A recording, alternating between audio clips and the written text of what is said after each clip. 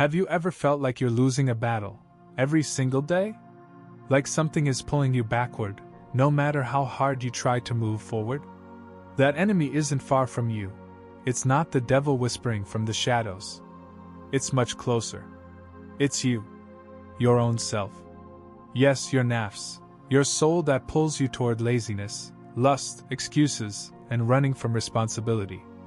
And while you blame Shaytan for your mistakes, the real war is inside you.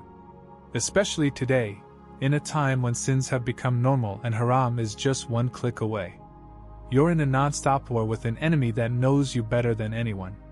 In this video, I'm going to show you why your soul is the most dangerous enemy you face, why Jihad al-nafs is the greatest battle of your life, and how to win, with clear, practical steps. Don't let your own self defeat you. Keep watching. This moment might be the beginning of a complete shift in your life. 1. Who is your real enemy? Did they tell you Shaytan is your biggest enemy? Did you believe that every time you fall into sin, it's all his fault? Then why do you keep falling into the same sin again, even after repenting? Why do you rise, only to fall again, like a prisoner in a cage with no walls? Listen closely, Shaytan whispers, but he doesn't have a weapon. He can't force you. He only whispers, then disappears.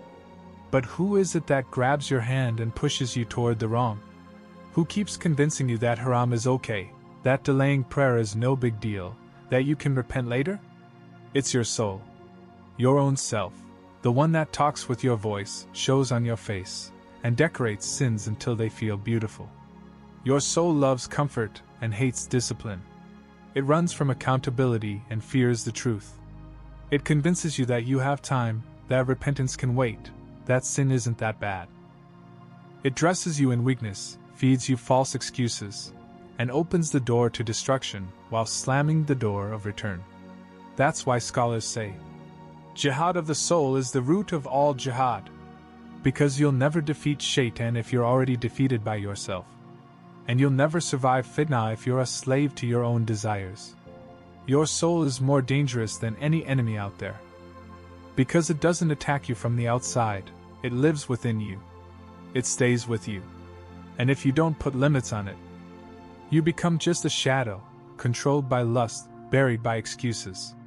2. Why is the soul more dangerous than Shaytan? Because Shaytan whispers and leaves. But your soul stays.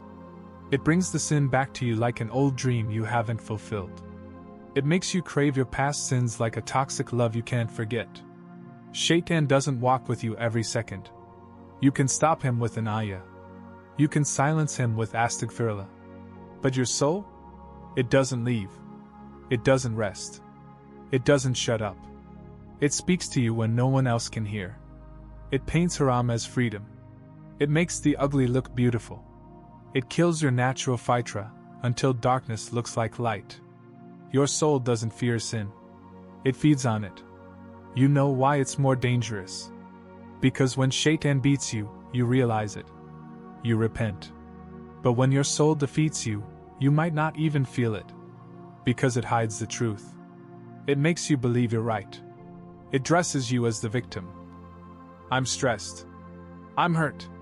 So you fall again, not because you're weak, but because you believed its lies.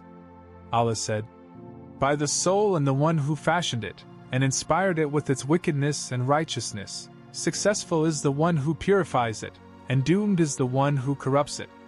The real success is not just in beating Shaytan, but in purifying your soul. Because when your soul fails, every other victory becomes meaningless. The Prophet said, the true fighter is the one who fights his soul in obedience to Allah. He didn't say, fights Shaytan. He said, fights his own self. Because that's the root. That's the gate. If your soul is clean, you've already closed the doors to evil. But if it's corrupted, there's no space left for goodness. 3. How the soul feeds on temptation and kills the heart. We don't live in a time of fitnah. We live in the heart of it. Everything around you pulls you away from yourself, and away from Allah. Haram isn't far anymore. It's closer than your fingertip. One click opens the doors to lust, jealousy, addiction, and breakdown. Every day, images, sounds, words, and videos enter your heart. They weaken your spiritual immunity, exhaust your faith, feed your desires, and dry up your soul. You open your phone to laugh, but walk away feeling hollow. You scroll for fun, but leave with a heavy heart and a tired spirit. Fitnah today isn't an outside war. It's poison leaking into your soul, drop by drop. Your nafs feeds on it, grows stronger with it.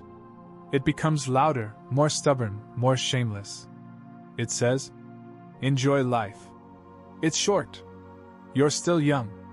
You're too weak to resist. So you give it the wheel and sit silently in the back seat as your life goes off course. And your heart? That same heart that once cried from one verse, that once trembled from a reminder, that once shook from a sin, now sees haram and ignores it, hears evil and stays silent, commits sins and laughs. This isn't just a weak heart. It's a heart starting to die. The Prophet said, trials will be presented to the hearts, one by one, like a mat woven stick by stick. And any heart that absorbs them will have a black mark placed on it.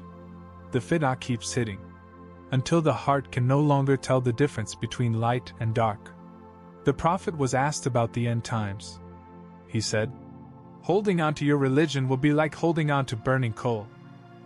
And for the one who holds on, his reward will be 50 times that of the companions. Why?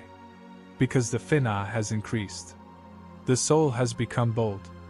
But Allah does not abandon those who fight, those who slam the door in the face of haram, those who struggle inside every moment, those who lead their hearts, instead of selling them in the market of lust. 4. How to fight the soul and win.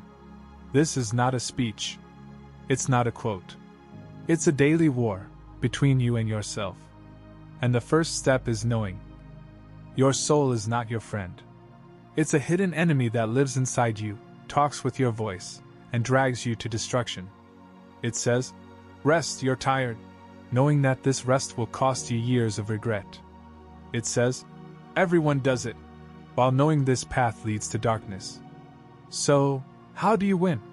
Here are 6 powerful, practical steps. Step 1. Wake up. Break the autopilot. Speak to yourself honestly. Ask, is this the life I wanted? Take control.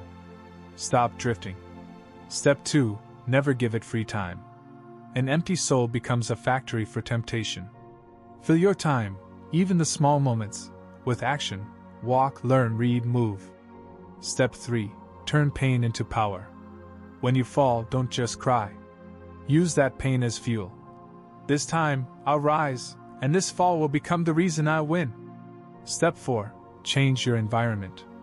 Your friends are your daily influence. They'll either help you win this war, or drag you down with them. Delete the apps. Cut the habits.